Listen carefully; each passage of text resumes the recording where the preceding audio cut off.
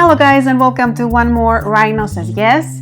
Today's video is more like a tribute to one of the best gateway games out there that thanks to it lots of people joined the wonderful world of board games, myself included, and I think these games hold a very special place in the hearts of gamers, even if it's games they no longer play as often. So I really want to talk about King of New York, and I've got a great new addition, the Anubis Monster Pack.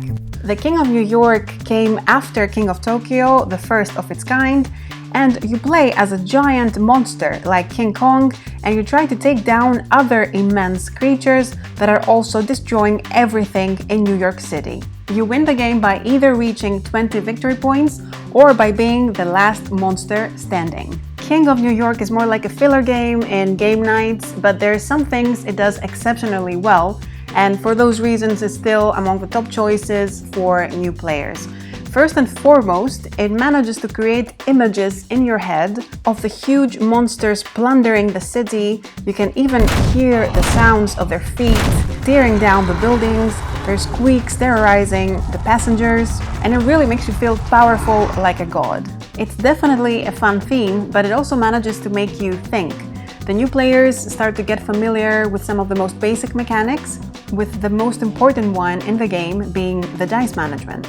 It introduces you to the logic of rerolls and prioritizing what would benefit you most, taking into account the probability of the dice combos you're after not being completed.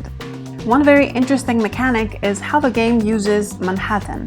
The creature that goes there first can only leave if they are dead or if they flee as a response to an attack. No other monster can oblige them to move out, so it really feels like a siege. For those of you who have played the base game too many times and you're looking for a new challenge and more complexity, I suggest the Anubis Monster Pack, which is compatible with the King of Tokyo and the King of New York base games, and with all their expansions. The god of the dead, Anubis, showers the city with curses and introduces a new component in the form of the Die of Fate.